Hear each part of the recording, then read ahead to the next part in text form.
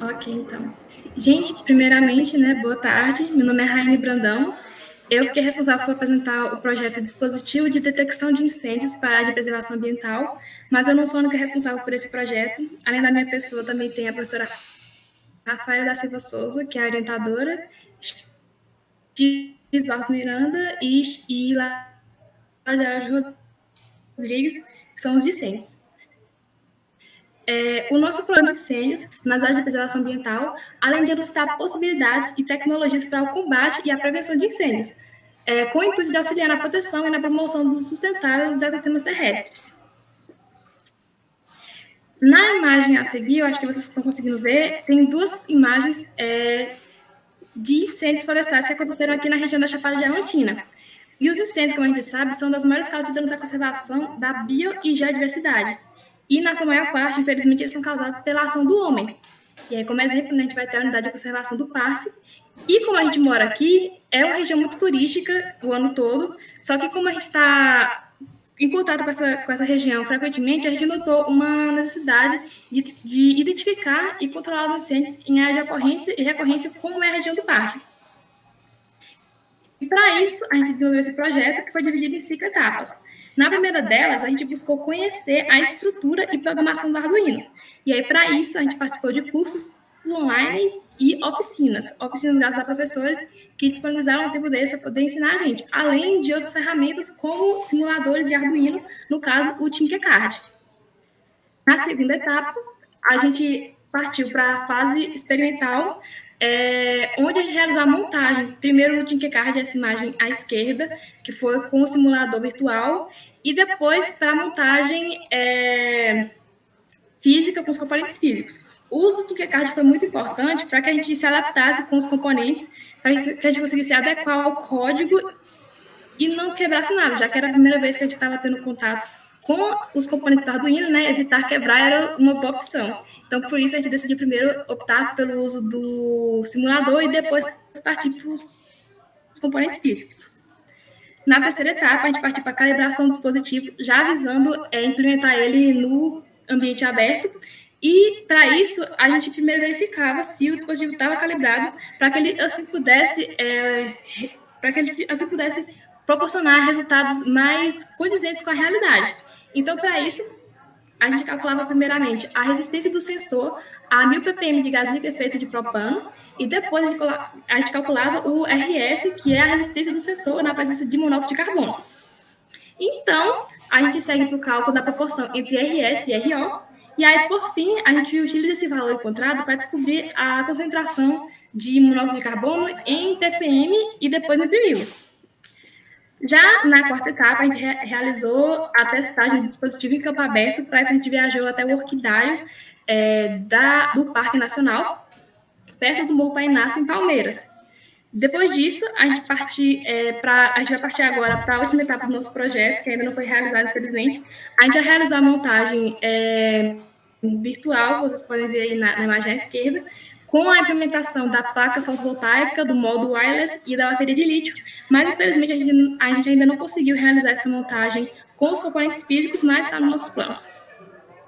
Agora, partindo para os resultados, a gente tem como primeiro resultado a montagem experimental na fase 1, com o protótipo físico, além da construção do código.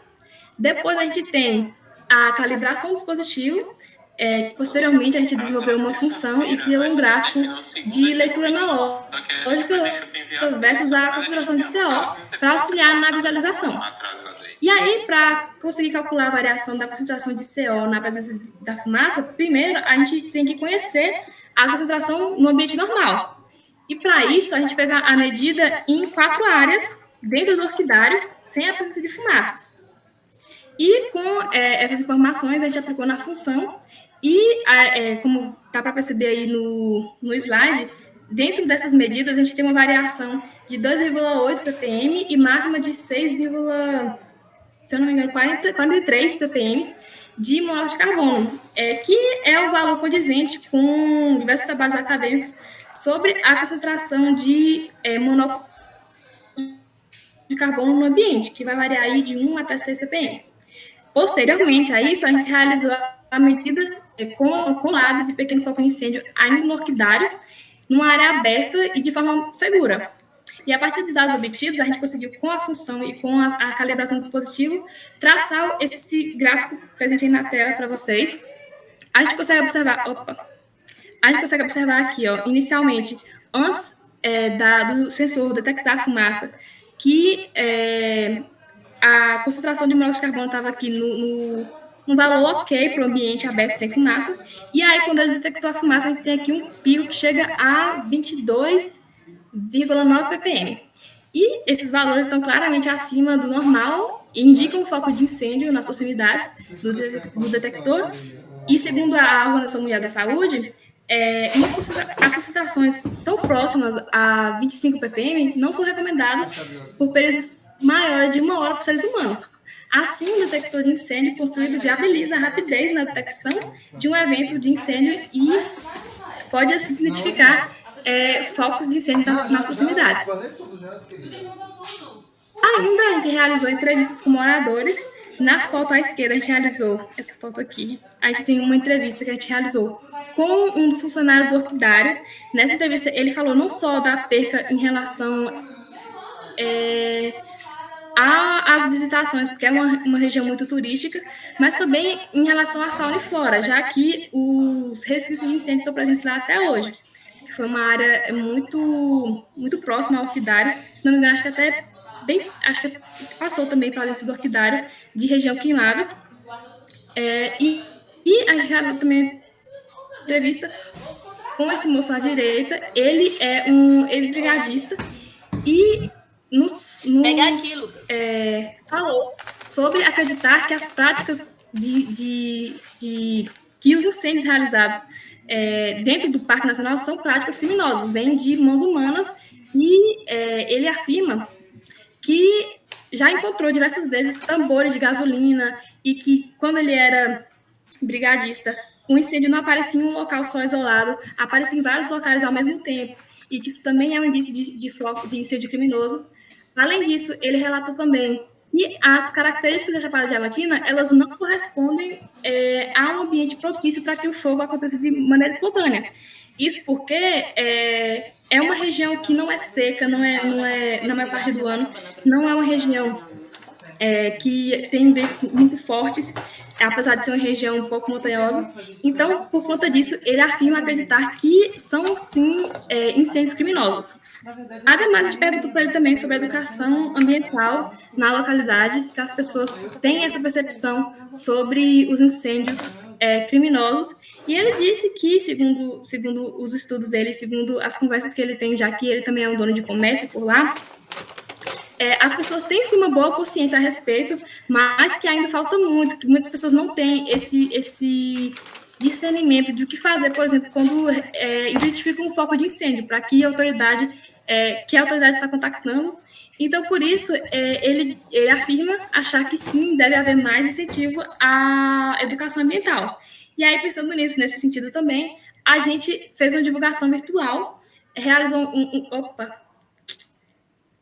a gente realizou também o levantamento na internet de cartilhas voltadas à educação sobre a prevenção e combate a incêndios, com exceção, por exemplo, sobre o que é um incêndio florestal, suas principais causas, medidas efetivas, alternativas para o uso do fogo, como combater o fogo, como agir em caso de incêndios, e o que fazer, por exemplo, após a extinção de incêndios. E não só cartilhas, mas também gibis, para que tanto adultos quanto crianças tenham noção do que fazer e como prevenir e combater os focos de incêndio. Aí, agora, por fim, o desafio é implementar o sistema autossustentável por meio do painel solar, alertando a ocorrência de um evento anormal, como uma sentinela 24 horas, que vai ser a última etapa do nosso projeto. Muito obrigada, gente. Eu fico aberta aqui para possíveis dúvidas e agradeço imensamente ao evento por estar proporcionando a gente poder conseguir disseminar a divulgação do nosso projeto. Parabéns aí à aluna que acabou de apresentar para a gente sobre os dispositivos de detecção de incêndios para áreas de preservação ambiental. Rafael, Stives, Laura e Rayane. É muito bom quando a gente vê pessoas realmente preocupadas com o planeta e detectar os incêndios em áreas de preservação ambiental hoje é muito importante para que isso aconteça. O meio ambiente é uma previsão constitucional que nós temos para que, não só para a gente, mas também para as futuras gerações, eles estejam em bons estados, né, que todos nós precisamos. Eu vou abandonar vocês por alguns minutos. A coordenadora, a professora Ilma, vai